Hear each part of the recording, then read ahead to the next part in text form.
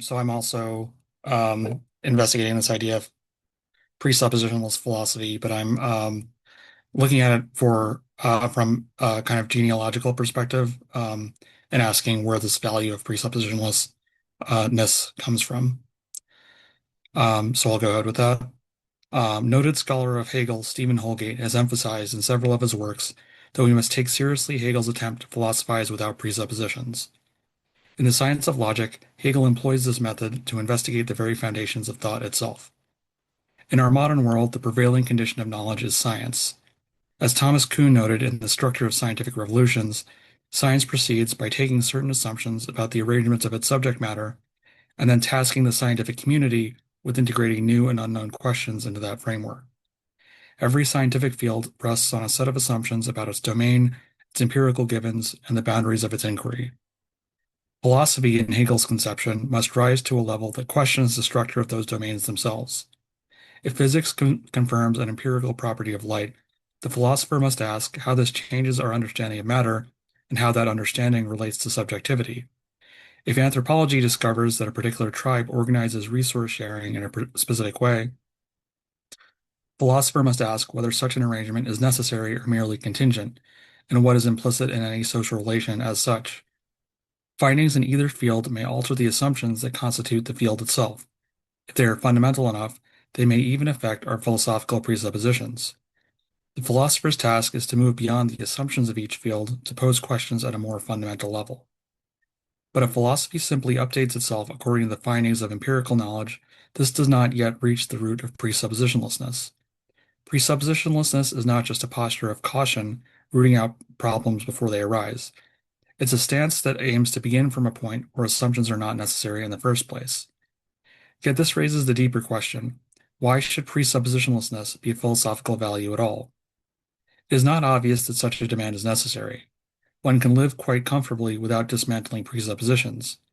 Even within inquiry, most disciplines adopt a framework and proceed. Why should philosophy alone insist that presuppositions be stripped away? Why not simply assume some principles and move forward? To answer that, we must place Hegel's demand in context. The quest for knowledge begins with the question why. We acquire knowledge of the world, its objects, and its causal sequences. Through this grounding, we achieve a rational understanding of the world. A rational world is one whose order can respond to the question why, rather than resting on the dictates of power or sheer authority, or simply randomness. The hallmark of the Enlightenment was precisely the conviction that the world could be organized according to reasons that could be given an explanation, and that these explanations were in some way connected to the truth of the world. Presuppositions enter when something is taken as given for the sake of explanation. The dangers of presuppositions masquerade as knowledge. We do not recognize them as presuppositions until they are exposed as such. Consider the claim, he is king because God has bestowed kingship on him, as he does by the general principle of the divine right of kings. On the surface, this seems perfectly reasonable and consistent with prevailing forms of thought as they might have been at the time. But it rests on hidden presuppositions about the nature of God and how we can know his will. Only by drilling down into these assumptions can we see that the explanation is not as secure as it appears.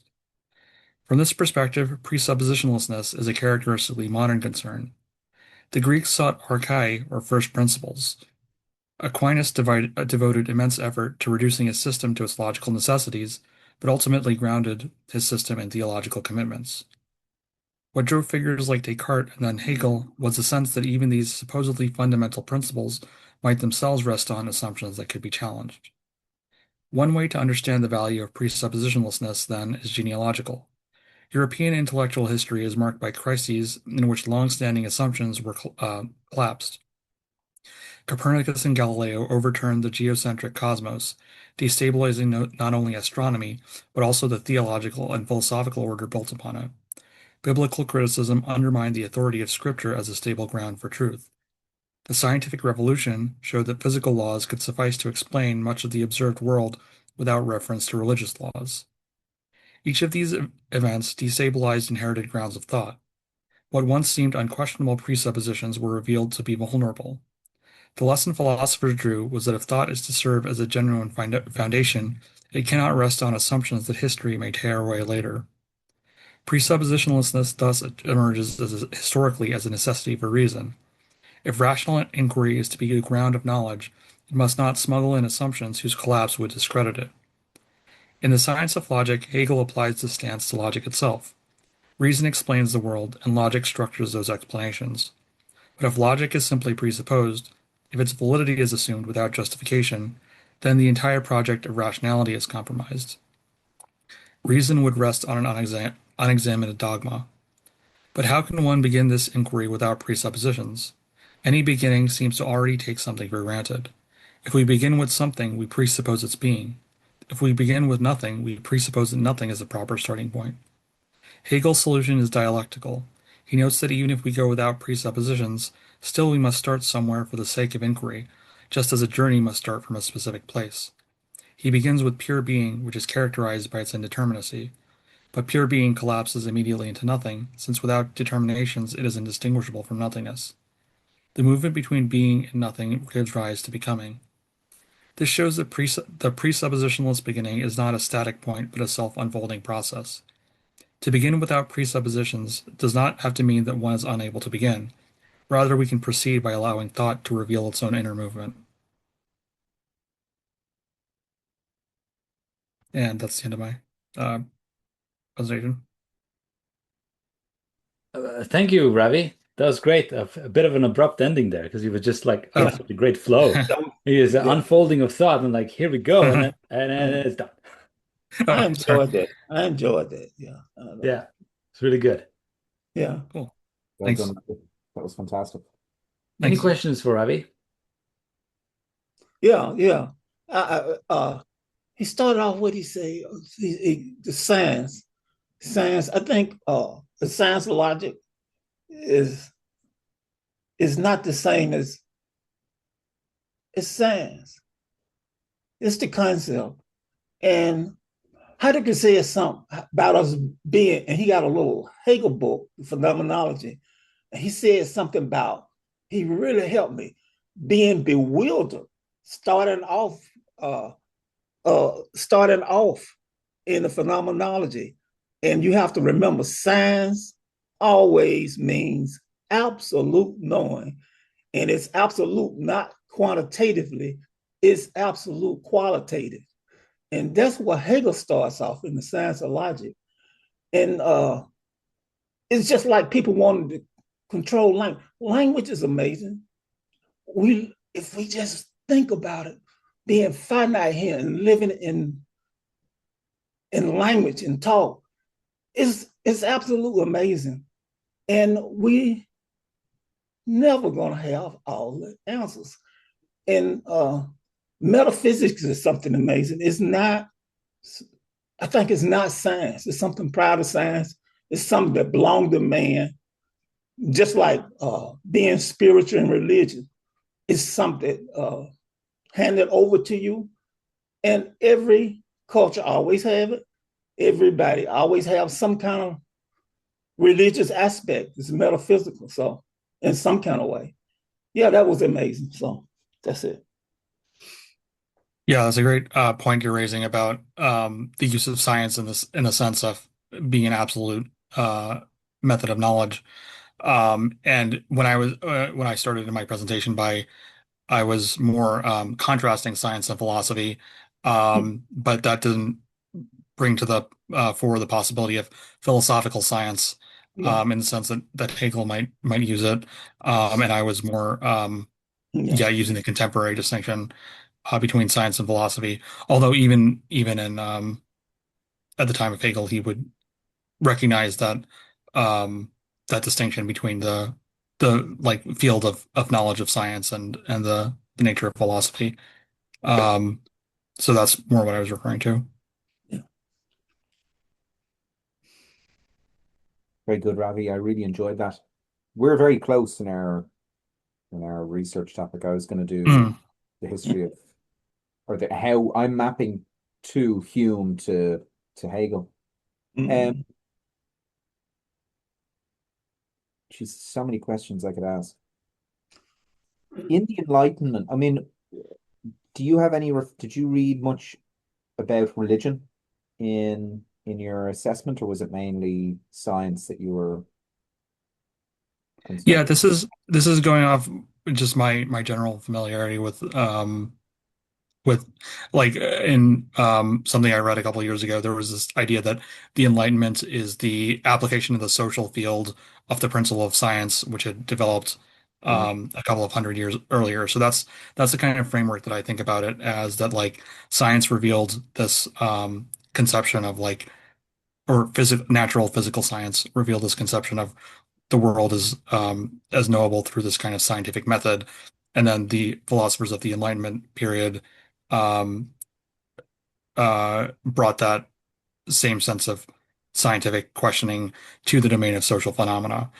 So that's the kind of framework that I was thinking of when I was bringing that up. But if you have any other um, associations you're making, I'd be happy to talk about them.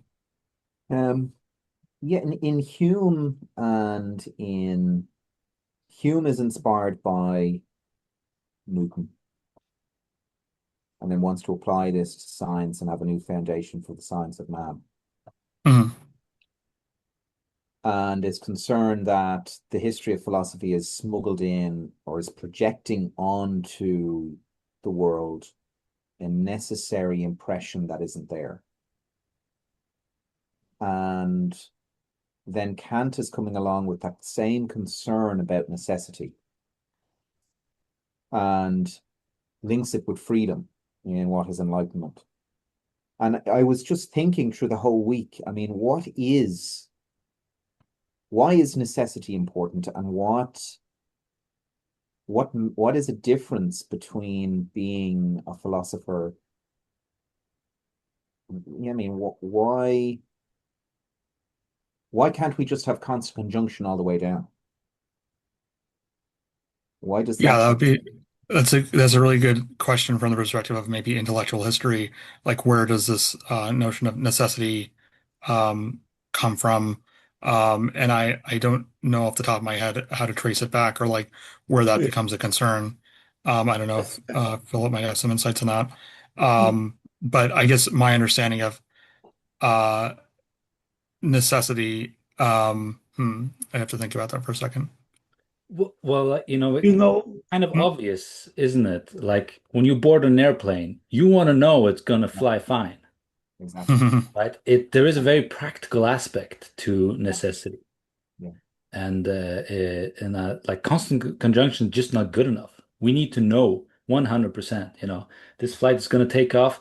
The water will boil when it's 100 degrees, right? It's not just yeah, sometimes it's going to boil, it will boil. And when we put down the rods in the nuclear power plant and so on and so forth, right?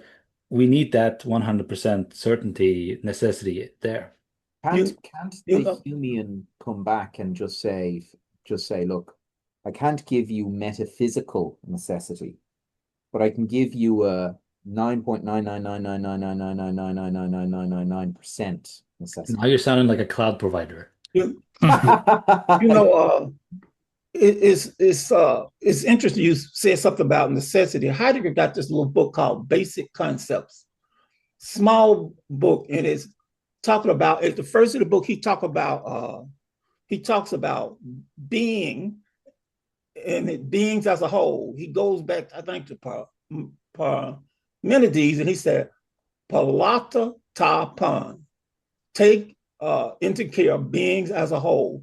And if you take into care of beings as a whole, what you will get actuality, necessity, and possibility. So you would get these modal.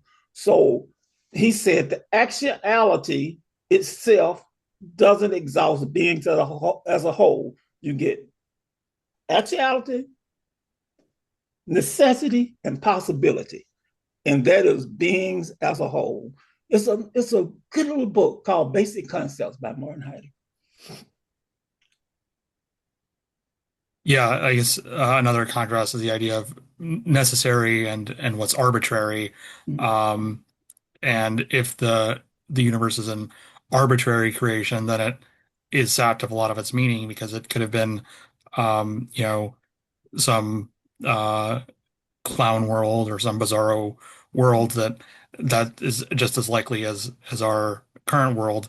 So there's the metaphysical necessity of needing to know that there's some sort of intelligible structure that led us to this point and develops further.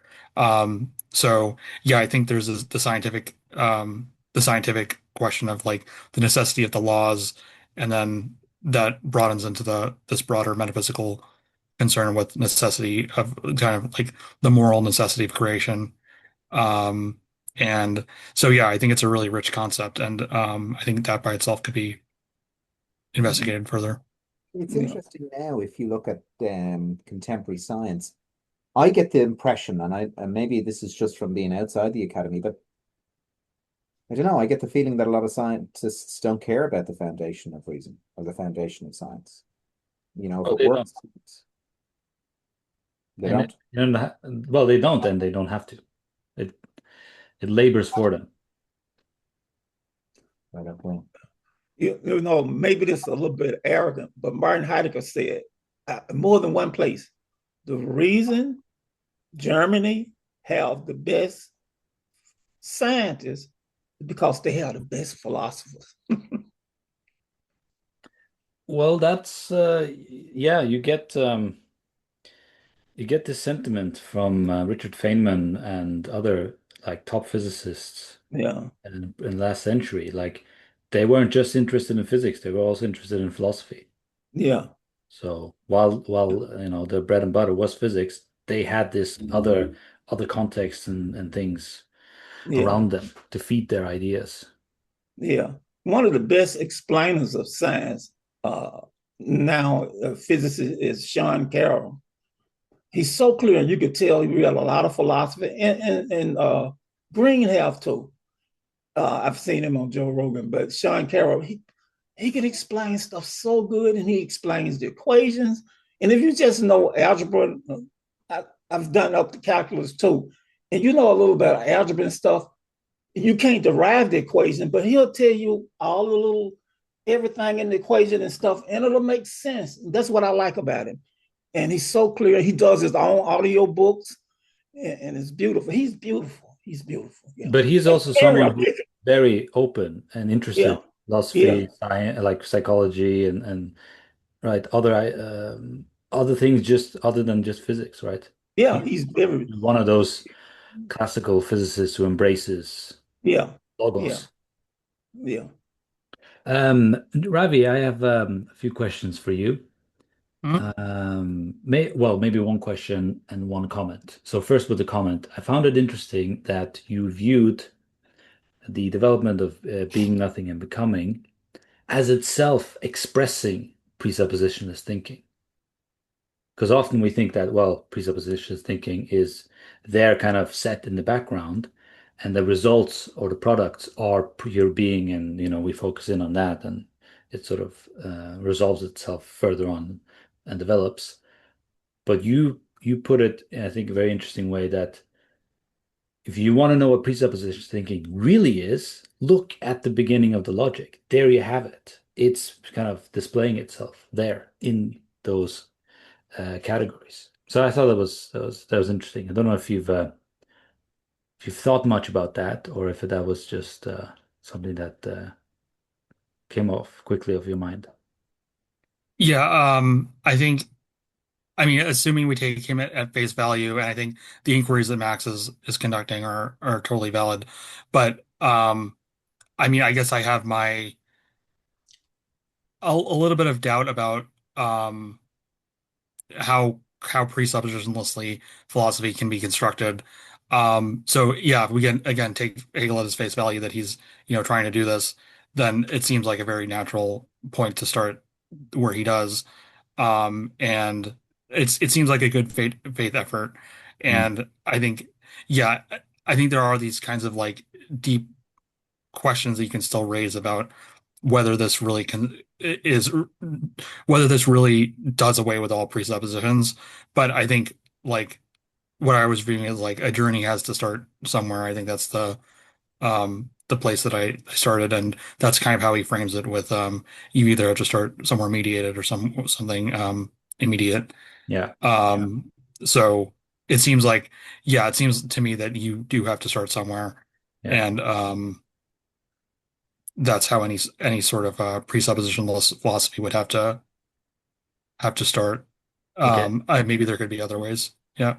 Yeah, thanks. So the question then is, Hmm. you mentioned this was a genealogy, right? Hmm. That's a different form of philosophizing and figuring things out, because that's more Hmm. so historically conditioned. Hmm. What are your criteria in performing this genealogy, right? What was the motivations and what was the criteria you sort of were looking at in figuring it out? Why did you think that genealogy might be a good way to gain insight into this? Yeah, that's a good question. I think the issue is that um like just speaking as someone who like has been drawn to this presuppositionless idea myself, I have gone through life like wanting to understand why society is structured a certain way or like why we have to do things a certain way. And the root that I kept coming back to was um that the kind of radical attempt to question the structures of society could be traced first back to Mm. the Enlightenment, and then more generally to the philosophical project more generally. Um, so, but when you actually look at, um, yeah, like I do this contrast between the Greek conception of presuppositionlessness versus the Enlightenment conception of presuppositionlessness. If you look at the Greeks, there's skepticism, but there's not necessarily the same idea that you can. And again, I'm going by my familiarity with the text I've read of Plato, and so I don't want to present myself as an expert on that era, but I don't get the sense that there's um, this drive to remove ourselves from all possible critiques of the foundation of what we're standing on. So that to me, this idea that like we're not sure if we have this stable foundation and like there's we're on shaky ground here. I don't get the sense that like in we were talking about Plato's Republic earlier. I don't get this like Plato's Socrates is questioning, what's justice, but he's not saying that, we're on like this existential shakiness. Um, and it's when I was trying to understand the roots of that, that seems to come in um with the modernist critique or the modern critique of knowledge, this self-inquiry into the conditions of reason. And so why is reason so concerned with these it's like you wouldn't even be concerned with it unless that has happened to you, unless you've been burned by it. So there's maybe a psychologization of it in a certain sense. But yeah, it's this sense that this modern um, this fear of that we might be done without presuppositions comes from the fact that it's been uh, the floorboards have been taken out from under us a couple of times. Um, so I don't think this is a rigorous genealogy in the sense that yeah, there are maybe other possibilities for how um, I don't think I've exhaustively presented the case why this is the necessary genealogy, but this is why it was a compelling line of thinking for me. Yeah, And if I were to try to make it more rigorous, I'd have to think about um, yeah, like what are the other possibilities here, and how do I test this theory against those other possibilities? right. It does come, you do sketch something like a sort Mm, of an alternative to presuppositionless thinking, and that is uh, every philosophy is built on presuppositions. And the way of development is that, well, we have a set of presupposition that's sort of set up a framework, and sooner or later that framework comes up against insoluble problems, and then it just breaks down, and we sort of rebuild it with new presuppositions and a new framework. And that's just a sort of progress of philosophy, of knowledge, of science, and so on. So mm. that might kind of be a sketch for a counter view to this, right? Yeah, and I mean, in practice, I think that's the kind of conclusion I've come to in my own thinking that there are certain things that I feel like I have good reasons for believing, or and I don't see any route to questioning them. So for now, I take them as kind of provisional bases for thought. And if I were to truly be presuppositionless about those certain structures, I don't know how I would interrogate them at given the level of knowledge that I have now. Yeah, So I think that's how I proceed in practice. yeah. Although, just to add another caveat to that, this looks a lot like the structure in Hegel's phenomenology, where you have forms Mm, of consciousness with certain presuppositions that expose vulnerabilities or things in their way of looking at the world and the frameworks, and it just at some point doesn't sort of stretch far enough to um, perceiving or dealing with the object of that conscious form of consciousness, and so it mm, inevitably breaks down, then something else emerges to take sort of carry on the torch forward. So mm, maybe your route into genealogy will lead you into the phenomenology, which will lead you back into science and logic again. mm. And yes, Max, you have a hand up. Yeah, also, I think this is a concern that Hegel doesn't want the Enlightenment itself, the progress of the Enlightenment itself, to turn into some, I mean, just some dogmatic ideology. But it has some necessary grounding and logic, just like Aristotle and Plato did for their time. Yeah, and I think that's the danger that we find ourselves in, that Mm. if we haven't fully elaborated why what is the ground, or what is the basis of our reason, Yeah, then we don't have that as a society, and we're just dogmatically reasonable, and exactly. that leads the way to the possibility of unreason, because why not, if we're just looking at different currents in the world that are happening, there's a possibility of renouncing reason, and no longer saying that we are trying to. If the Enlightenment is just a set of values around reason, if reason is a value, then it has no. Then if our values are refuted, you could just as easily adopt another set of values that doesn't include reason. Yeah, So reason has to be more than a value. It has to be something that makes sense internally of itself. So I think the project of grounding reason in that way is still really valuable. And I haven't read enough Hegel to know if that is done convincingly um, in a way that adapts to the contemporary challenges.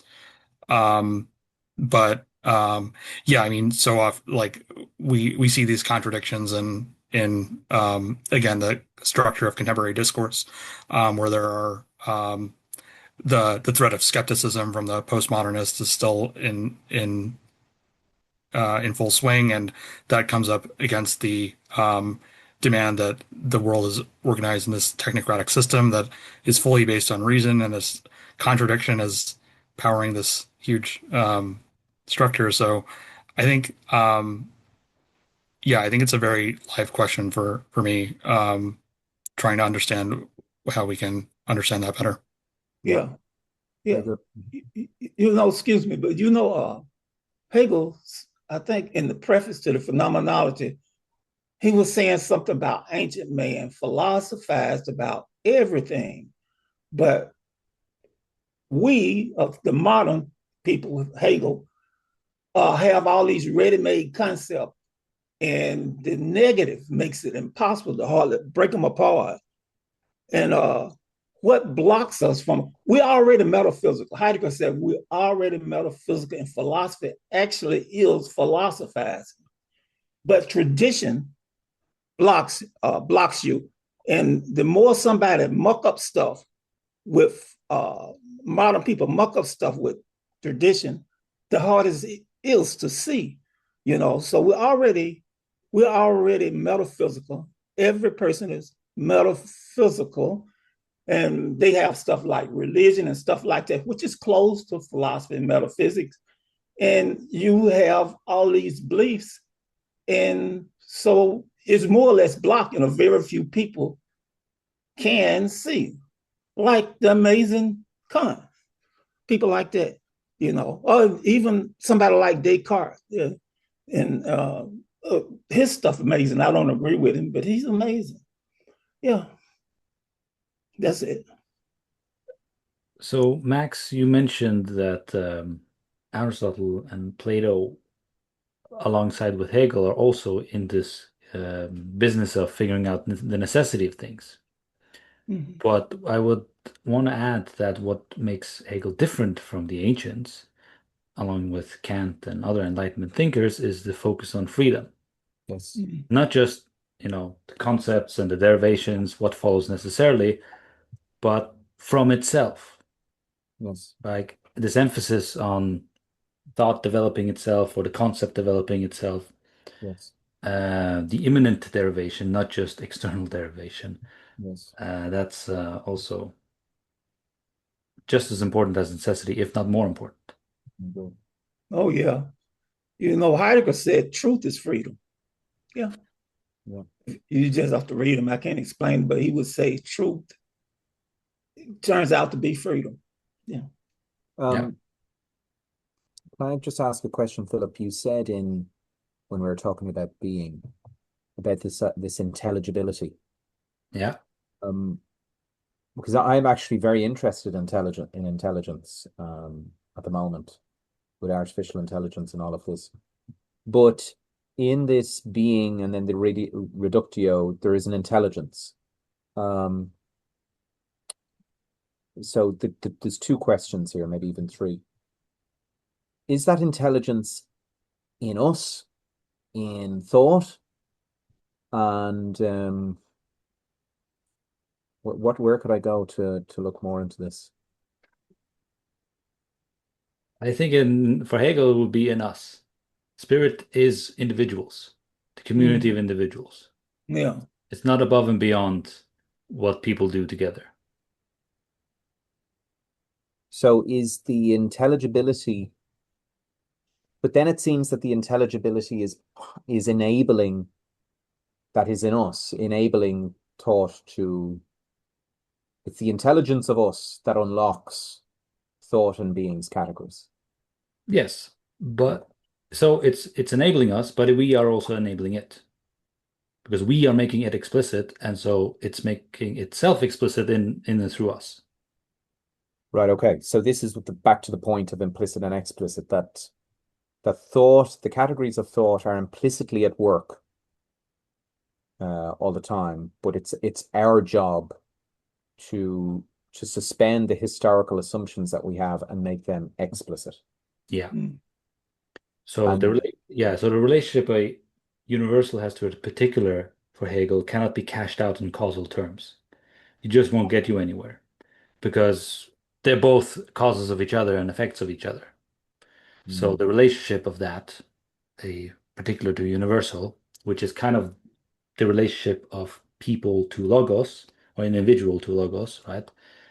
Has to take that or has that conceptual shape. yeah, yeah, okay. So I see this. So this sort of adds to the observer's paradox, that there is this symbiotic relationship between thought and us, and figuring out when one is a description and when one is the internal of thought. Yeah. Aristotle is kind of like the first one to touch on this in his book on the soul, where he discusses active and passive intelligence. Okay. So there's a part of our intelligence that is kind of like finite and instrumental, but then there's another part of intelligence that's eternal and kind of free and independent. Mm-hmm. And the free and independent one comes into us and takes part in the life of the mind for us, Yeah. but also it can distinguish itself from us as we do in philosophy. We are making precisely these distinctions, right? What is logical, universal, eternal, what is temporal, finite, and so on and so forth, right? And then these two things need to relate to one another in some way. Hmm. And they can't relate into just like a simple A and B relation and so forth. Philip, would you consider significance? Bedeutsamkeit, I think is translated as significance and being in time. Would you kind of consider that something like intelligence? Bedeutsamkeit, significance. What is the German term? Yeah, Bedeutsamkeit. It's a Heidegger defines it, and he defines it as a this whole thing, su, vosu, dasu, willen. And those together, in English, it would be in order to, toward which, toward this, and for the sake of, and all together, this would be significance. This is how language works. Language is grounded in that. So, and the word, the word translated significance, but in German is Bedeutsamkeit. Mm-hmm. Yeah. I'm not sure. Okay. I don't know off the top of my head. Okay. Clearly, we think some things are significant rather than others. We are doing Well, philosophy here together, trying to figure stuff out that we think are of significance, right?